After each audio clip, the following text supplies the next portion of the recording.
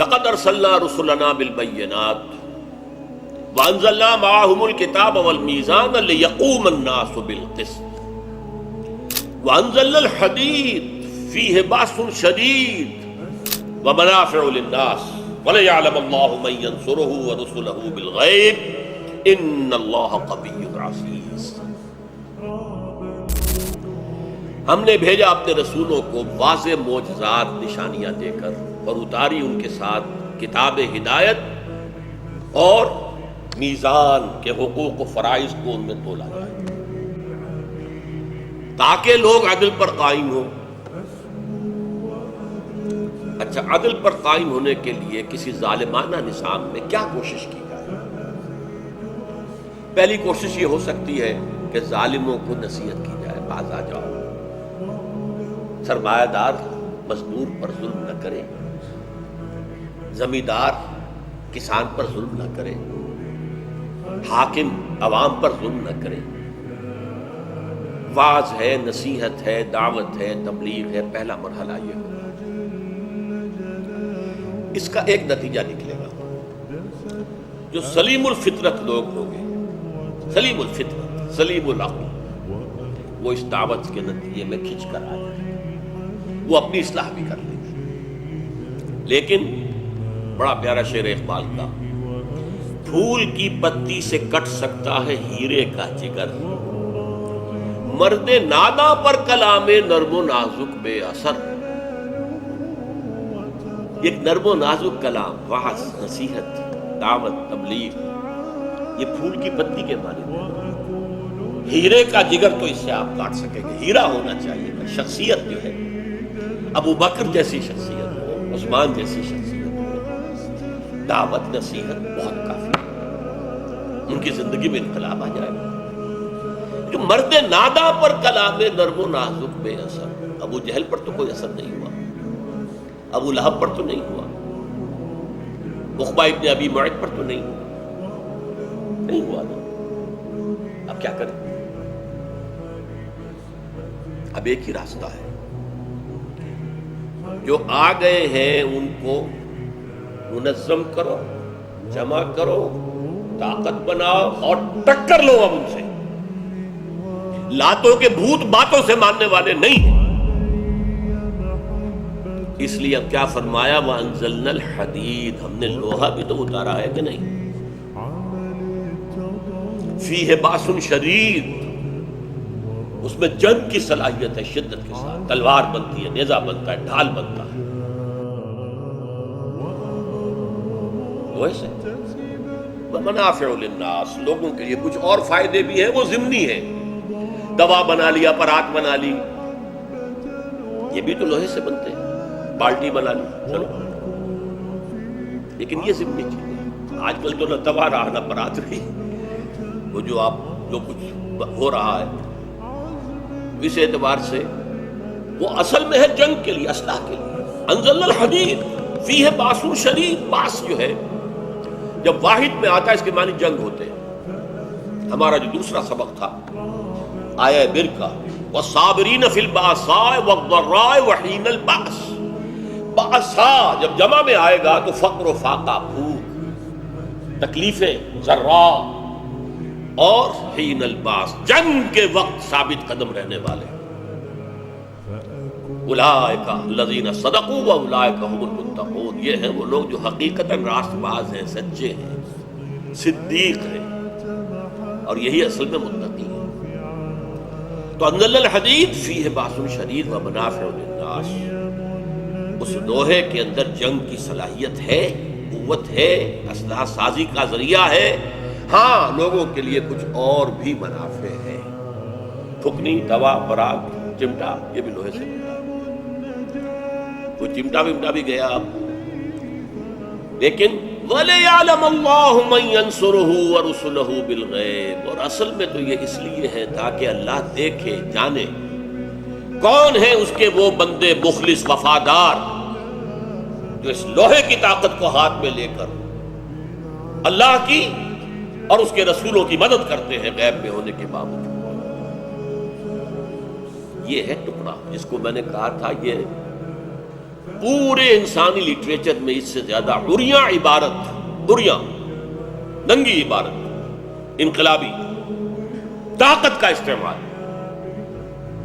جیسے میں نے کہا تھا لاتوں کے بھوت باتوں سے نہیں مانتے، باتوں سے ماننے والے وہ ہے ہیرا. جو ہیرے تھے وہ حضور نے دعوت سے، تبلیغ سے، قرآن کی تعلیم سے، یتلو علیہم آیاتہ سے کھینچ لیے، آ گئے، جمع ہو گئے.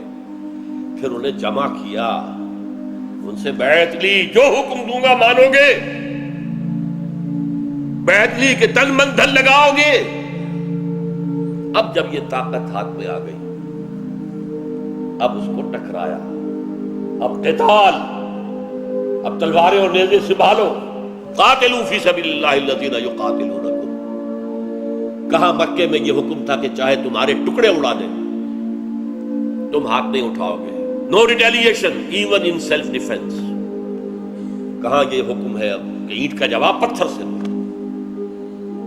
اب اس کے اندر جو تضاد ہے، مکے میں یہ، مدینے میں یہ، تو تضاد ہو گیا نا. اسی کو کہا ٹوائنبی نے، محمد failed as a prophet but succeeded as a statesman. اس کا مطلب کیا ہے؟ مکے میں محمد کی جو صورت نظر آ رہی ہے صلی اللہ علیہ وسلم، وہ نبیوں سے ملتی جلتی ہے. ظاہر بات ہے وہ نبی تو نہیں مانتا حضور کو، ملتی جلتی ضرور ہے. جیسے عیسیٰ تبلیغ کرتے تھے، محمد بھی تبلیغ کرتے تھے. عیسیٰ کبھی یہاں کر رہے ہیں، کبھی وہاں کر رہے ہیں، کبھی وہاں چلے گئے. اسی طرح محمد بھی صلی اللہ علیہ وسلم اسٹریٹ پریچنگ بھی کر رہے ہیں.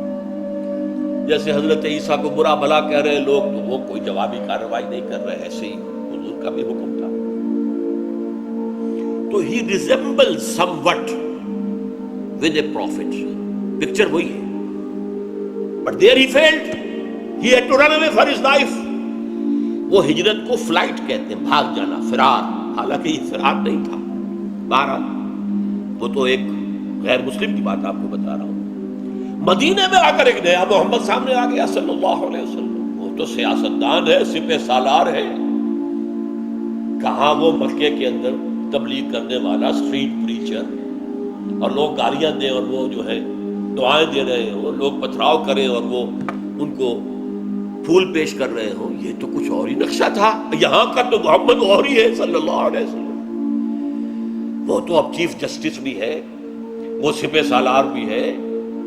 وہ بدر میں، احد میں کون لیڈ کر رہا ہے آرمیز کو؟ وہ معاہدے کر رہا ہے، اسٹیٹس مین ہے. تو ہی سکسیڈڈ ایز اے اسٹیٹس مین. مدینے کے اندر آ کر وہ ایک سیاستدان اور سیاستکار کی حیثیت سے کامیاب ہو گئے. بات سمجھ میں آ گئی ہے نا؟ جیسے ہے سوال یا نشانیاں نہیں. اسی کو پروفیسر منٹگومری واٹ برطانیہ کا، اس نے حضور کی سیرت 2 کتابوں میں علیحدہ علیحدہ لکھ کر اس ایک جملے کی شرح کر دی. محمد ایٹ مکہ، محمد ایٹ مدینہ صلی اللہ علیہ وسلم. کنٹراسٹ واضح ہو جائے. مکے والا محمد تو کچھ اور تھا، مدینے والا محمد کچھ اور ہے صلی اللہ علیہ وسلم. اور مدینے والے محمد کے لیے اس نے تعریف کے جتنے بھی الفاظ انگریزی زبان میں ہیں ان کی سپرلیٹو ڈگریز استعمال کر دی. انتہائی ذہین، انتہائی معاملہ فہم، انتہائی انسان شناس، انتہائی موقع شناس، جو بھی کچھ ہو سکتا ہے ایک سیاستدان کے اندر، ایک حاکم کے اندر، جتنے صفات اعلیٰ ہو سکتے ہیں ان کی سپرلیٹو ڈگریز اس نے استعمال کر دی. ہم سمجھے یہ تو بڑا محمد کا دیوانہ ہے صلی اللہ علیہ وسلم. ضیاء الحق صاحب نے جب شروع کی تھی یہ سیرت النبی کے جلسے، ایک ہوتا تھا اسلام آباد میں مرکزی حکومت کے تحت، پھر ہر صوبائی صدر مقام پر صوبائی حکومت، اور ہر محکمے میں، ہر جگہ پر. تو پروفیسر منٹگومری واٹ کو اسپیشلی بلایا گیا تھا ایک خاص موقع پر. جو مرکزی جلسہ تھا وہاں پر چیف سپیکر کی حیثیت سے منٹگومری واٹ بلایا گیا. حالانکہ جس سٹل انداز میں اس نے گویا کہ وار کیا ہے، Muhammad at Makkah is someone else, Muhammad at Madinah is someone else, یہ ایک شخصیت نہیں ہے. اس کا جواب آپ کو ملے گا میری تصنیف میں، منہج انقلاب نبوی. محمد کو بھیجا گیا تھا دین کو غالب کرنے کے لیے، ایک انقلابی مشن تھا، اور انقلاب کے جو سٹیپس ہوتے ہیں وہ مختلف ہوتے ہیں۔ پہلے جیسا کہ میں نے عرض کیا، پھول کی پتی سے کٹ سکتا ہے ہیرے کا جگر۔ پہلے معاشرے کے اندر جو ہیرے ہیں پہلے تو ان کو لے آئیے، وعظ سے، نصیحت سے، تبلیغ سے، تعلیم سے۔ بلکہ اس کی جو بہتر مثال ہے وہ میگنیٹ کی ہے۔ میں نے کئی دفعہ کہا ہے کہ جب شاید 5ویں جماعت تھی، سائنس کا مضمون شروع ہوا تھا 5ویں جماعت سے، تو پہلا تجربہ جو ہمیں کرایا گیا وہ یہ تھا کہ آئرن فائلنگز، یعنی لوہے کے ٹکڑے چھوٹے چھوٹے جو یہ خراد ہوتی ہیں، تو جب وہ چھلتے ہیں تو وہ بڑے پتلے پتلے سے ٹکڑے جو گرتے ہیں، چورا، لوہ چون اسے کہتے ہیں، لوہ چون لوہے کا چورا ہے، اور لکڑی کا برادہ، دونوں کو مکس کر دیا، علیحدہ کرو۔ کیسے کریں گے؟ ایک ایک دانہ اٹھائیں، ایک ایک جو ہے وہ لکڑی کا اٹھائیں؟ نہیں، طریقہ بتایا۔ میگنیٹ ہاتھ میں لے لو، اسے پھراؤ، لوہا اس کے ساتھ چمٹ جائے گا، برادہ رہ جائے گا۔ یہ پہلا تجربہ تھا سائنس کا۔ قرآن ایک میگنیٹ ہے، حضور نے 13 برس اسے مکے میں پھرایا، گھر گھر پھرایا، بازاروں میں پھرایا، میلوں میں پھرایا، انفرادی طور پر پھیلایا۔ جو بھی معاشرے کے اندر لوہا تھا، جو فطرت سلیمہ کے حامل لوگ تھے، وہ چمٹتے چلے گئے، آ گئے۔ اب انہیں جمع کیا، جمع کر کے طاقت بنایا، لوہے کی طاقت ہاتھ میں لے کر پھر مدینے سے آفینسو لانچ کیا ہے ان کے خلاف، کہ جن کے بارے میں اقبال نے جو کہا، مرد ناداں پر کلام نرم و نازک بے اثر، جو لاتوں کے بھوت باتوں سے نہیں مانتے، اب ان سے ٹکر لینے کے لیے طاقت۔ اس میں امتحان ہے ان لوگوں کا جو دعوت و تبلیغ سے ایمان لے آئے تھے۔ ان کا ایمان سچ مچ کا ایمان ہے یا جھوٹ موٹ کا ہے؟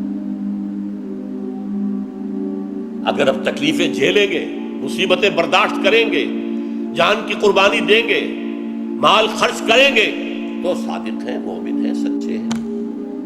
اگر پیچھے ہٹا دیں گے قدم، تو گویا کہ منافق ہیں، اسلام کا لبادہ اوڑھا ہے، حقیقت میں ایمان دل میں داخل نہیں ہوا۔ یہ آزمائش ہے، اسی سے دودھ کا دودھ اور پانی کا پانی ہوگا، اسی سے علیحدہ ہوگا، اناج علیحدہ، بھوسی علیحدہ، یہ سب علیحدہ کرنے کے لیے۔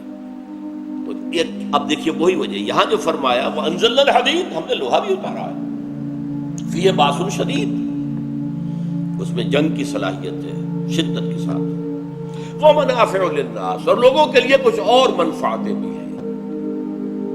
وَلِيَعْلَمَ اللَّهُ مَن يَنصُرُهُ وَرُسُلَهُ بِالْغَيْبِ، اور تاکہ اللہ دیکھے۔ ہم اس کو علم سے نہیں کہتے، اس لیے کہ علم تو اللہ کو ہمیشہ سے حاصل ہے، اللہ کو معلوم ہے کس کے اندر ایمان ہے، کس میں نہیں ہے، لیکن وہ ظاہر کر دینا چاہتا ہے کس میں ایمان ہے، کس میں نہیں ہے۔ اللہ کے تو علم میں ہے، لیکن وَلِيَعْلَمَ اللَّهُ، اللہ ظاہر کر دے کون ہے اس کے وہ وفادار بندے، مَن يَنصُرُهُ، جو مدد کرتے ہیں اس کی، وَرُسُلَهُ، اور اس کے رسولوں کی، بالغیب، غیب میں رہتے ہوئے۔ اللہ ہمارے سامنے نہیں ہے، اللہ کی کتاب ہمارے سامنے ہے، اس میں میزان موجود ہے، اس میں دین حق موجود ہے۔ کون ہے جو اس کو قائم کرنے کے لیے سر ہتھیلی پر رکھ کر میدان میں آئے؟ اگر اللہ کا دین قائم کرو گے تو اللہ کے مددگار ہو گئے۔ دیکھیے، اگر کسی بادشاہ کے خلاف بغاوت ہو جائے اور آپ پھر اس بادشاہ کی حکومت ریسٹور کرنے کے لیے میدان میں آئے، باغیوں سے لڑیں، تو آپ بادشاہ کے مددگار ہو گئے کہ نہیں؟ بادشاہ کی مدد کی ہے، مددگار ہے۔ اچھا، اور چونکہ رسولوں کا کام یہ ہے کہ عدل قائم کرے، لہذا رسولوں کے مددگار ہو گئے، یہ دو کے مددگار ہو گئے۔ وَلِيَعْلَمَ اللَّهُ مَن يَنصُرُهُ وَرُسُلَهُ بِالْغَيْبِ، اور یہ سب کچھ قربانیاں دے رہے ہیں غیب کے باوجود، اللہ تو سامنے نہیں ہے۔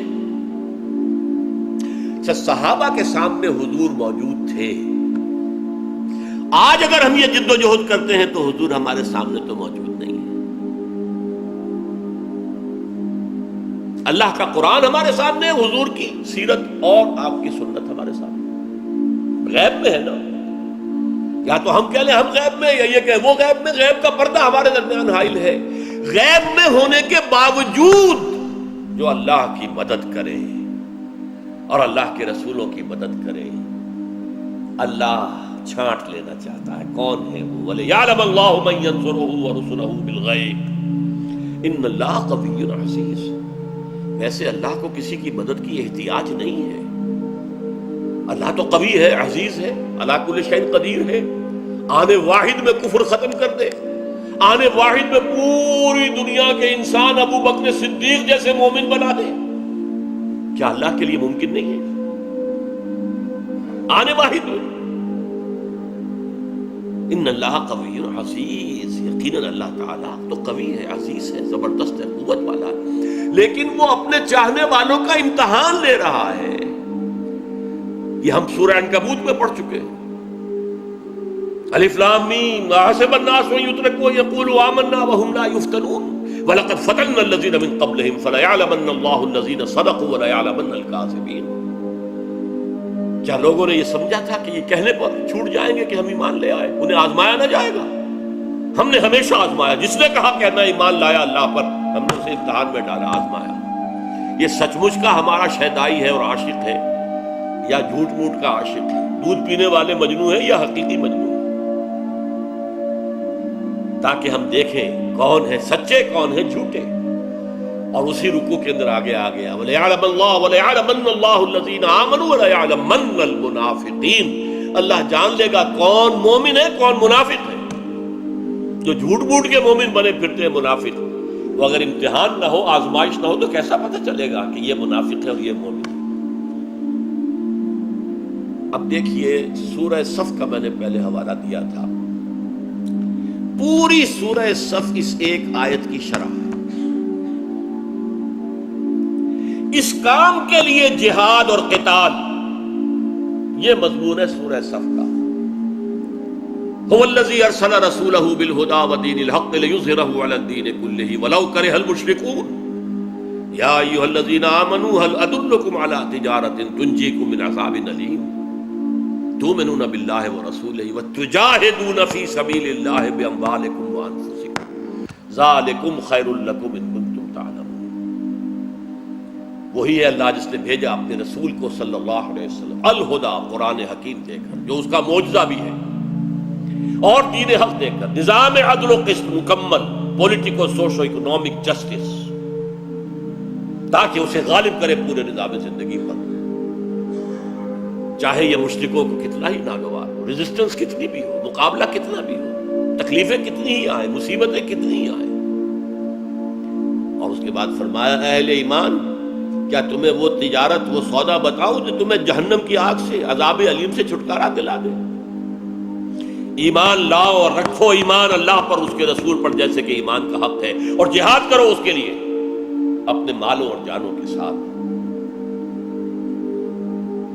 یہ جہاد کا تقاضا کس لیے ہے؟ اللہ کے دین کو غالب کرنے، اور اسی جہاد تو 13 برس مکے میں بھی ہوتا رہا، وہ جہاد قرآن کے ذریعے تھا۔ فَلَا تُطِعِ الْكَافِرِينَ وَجَاهِدْهُمْ بِهِ، اس قرآن کے ذریعے سے جہاد ہو رہا ہے، قرآن کے ذریعے سے وہ میگنیٹ پھرایا جا رہا ہے کہ سلیم الفطرت لوگ آ جائیں، چمٹ جائیں۔ اس کے بعد مدینے میں آ کر جہاد میں سیف ہوا ہے، جس کا نام قتال ہے۔ چنانچہ اسی سورہ صف کے اندر آیت نمبر 4 کیا ہے؟ ان اللہ یحب الذین یقاتلون فی سبیلہ صفا کانہم بنیان مرصوص۔ وہ ہم پڑھ چکے ہیں، جہاد و قتال فی سبیل اللہ کے موضوع پر قرآن مجید کی جامع ترین سورت سورہ صف ہے۔ اس کا مقصد کیا ہے؟ دین حق کو غالب کرنا۔ اولین منزل کیا ہے؟ جہاد۔ پہلے اپنے نفس کے خلاف جہاد، باطل نظریات کے خلاف جہاد، باطل عقائد کے خلاف جہاد، اور پھر باطل نظام کے خلاف جہاد، پھر وہ قتال تک پہنچے گا۔ چنانچہ قتال کا ذکر بھی، جہاد کا ذکر بھی، دونوں سورہ صف میں۔ اور سورہ صف ختم کس آیت پر ہوتی ہے؟ دیکھیے یہاں کیا الفاظ تھے؟ وَلَيَعْلَمَ اللَّهُ مَن يَنصُرُهُ وَرُسُلَهُ بِالْغَيْبِ، اللہ دیکھ لینا چاہتا ہے کون ہے اس کے مددگار، اس کے کون ہے جو مدد کرتے ہیں اس کی، اللہ کی اور اس کے رسول